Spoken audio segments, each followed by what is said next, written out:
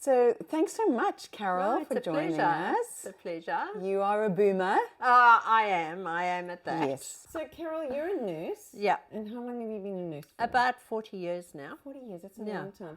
And what training did you get in menopause or perimenopause? None. No, not.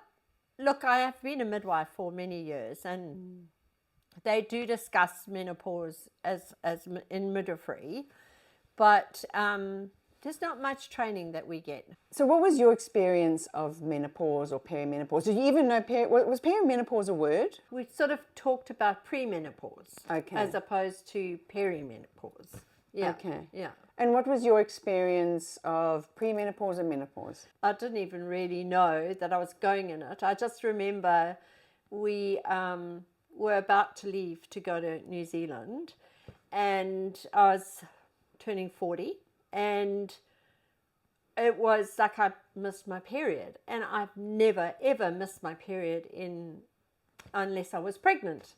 So of course, what did I think? My God, I'm pregnant. Only after a couple of years did I realize that was the start of my premenopause. Okay. And I did not know that. And then at 43, it happened again. And that's when my doctor said to me, Wow, Carol, your you're in doctor said- premenopause. Yeah. So your doctor in New Zealand said, oh, you're in perimenopause. Yeah. And I was 43 years old. And she said I was way too early, because you shouldn't be that young starting your menopause. Me just being me, I just thought, oh, what the heck, you know? Yeah. Going through menopause, just we'll deal with whatever comes in future. Yeah. But to be quite honest, there wasn't a lot of information around at the time. There definitely was a lot of mood changing and, you know, a lot of heavy periods and things like that. And it was a little bit unpleasant. Yeah. So when the doctor told you you're in perimenopause, was she just like saying that as a fact, and now you must just go home and live with it? Yeah. Okay. Yeah. Not like you're in perimenopause, this is what you can expect, these are the things you can do to help yourself? Never. Never. Because one of my symptoms was I always felt, you can ask my girls, they eventually bought me a back scratcher, but it was because I just felt ants crawling on my back all the time. I've heard that. Yeah, and it just all the time, and I was constantly using, the spaghetti measure, spaghetti thing. I was constantly using that as a scratcher because I was so itchy. Yeah. So when people were eating spaghetti in your house, they're probably, is this cheese or is this skin? Didn't see me for bloods, didn't see me for anything, just said, yep, there you go. And never spoke to you about HRT or anything? No, nobody's ever spoken to me about HRT. It's just what I've gleaned from the internet. Yeah. But I haven't required it, so... Yeah. You haven't thought you required it? Yeah. So, but you said there were a lot of mood changes. Yeah. Is there anything else in menopause that you've noticed?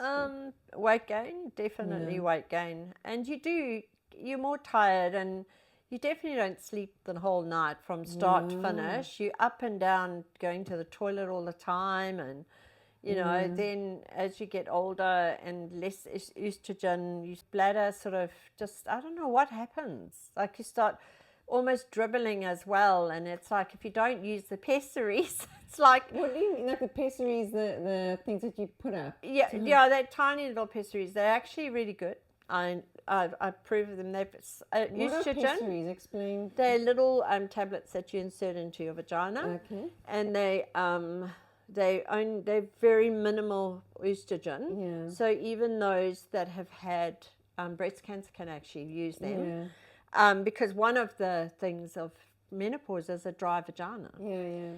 And so it gives that whole area down there the false thing that it's all normal. Okay. So then, little things like you stop dribbling and urine, and you kind of, it doesn't tighten you up, it just kind of puts you a little bit back to premenopause. I didn't realize that was all connected. Yeah, it is. The whole thing. Oh, Yeah, your urethra becomes quite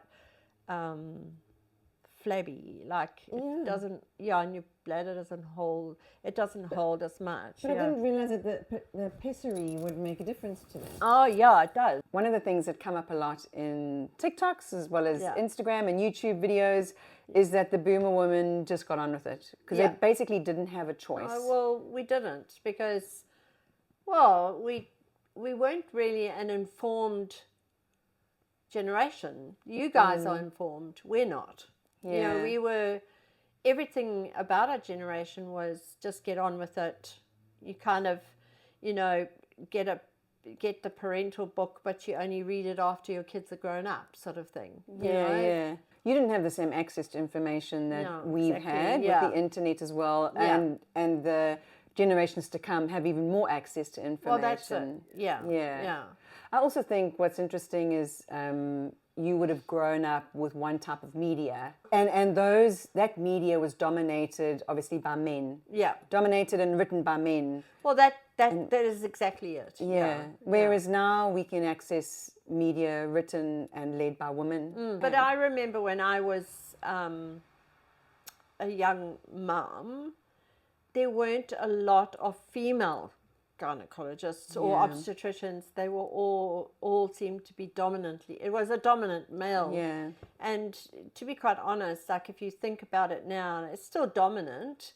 Yeah. Dominantly male, but if you think about it, it's like, well, it's actually a woman's thing. It's not a man's thing, and they don't understand what the female body's all about. But we put our trust in them to direct us, you know. Yeah. Well, because they're doctors. Oh, that's what it. we're So told you to trust do. them. Yeah.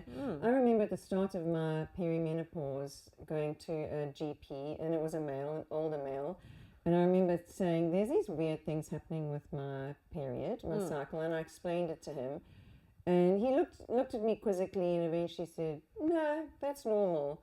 And at the time, because I still trusted doctors, I was like, okay, I guess I have to accept it. But I look back now and I think, I know my body much better. And this is what I say to women all the time, and I say on my TikToks, you know your body. Yeah. I should have known. I should have gone, actually, that's not normal for me. That's not normal, no. And if I had realised at the time, and if I had even known of perimenopause, because I didn't know it was a word, I would have gone, this is perimenopause, this is what I need to start looking into. Instead, I suffered for 2 years. I suffered in a first world country with a house and a car and a job.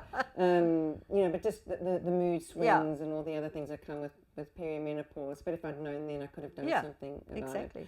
But also, doctors don't do a lot of training. Even the women don't know a lot. We'll just wait for her. Don't worry. I'm trying not to die. I'm more worried about my video. Yeah.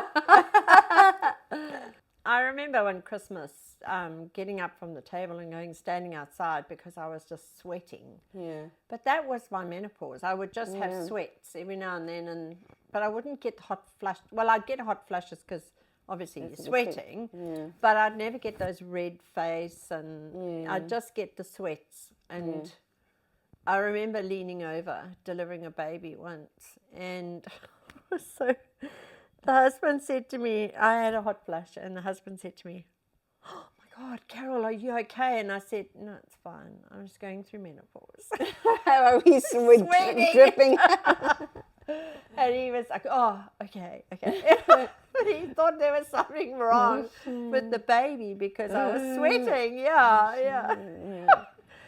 So no, not pleasant, but you got through it, And then just one day your period stopped and never came back. Yeah. So to give some of the viewers hope, what are some good things about menopause? Good things about menopause is you don't have your period. Yay! Yeah. I think that is the best thing. You save money on pads, which is the best thing. All of a sudden, sometimes I think menopause actually makes you realize that, hey, you haven't got your whole life ahead of you. Yeah. You need to actually start thinking about yourself and not about being a couple or a mother, you need to start thinking that you are who you are. And I think that's what menopause, that's my opinion, and that it actually makes you sit up and think. Yeah. And reevaluate your life. Yeah. And that's what I really like about it, actually. Yeah. I found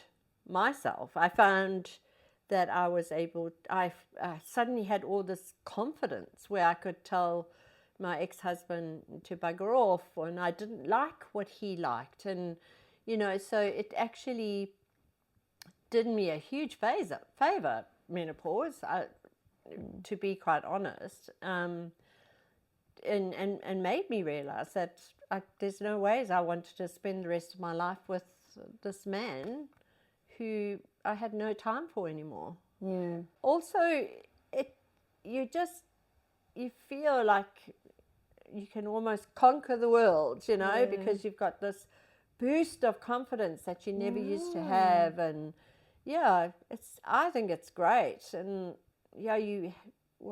my sense of adventure has increased. And well, thanks, Carol. Okay. Nurse Carol. That's so good. I was going to play Carolina, but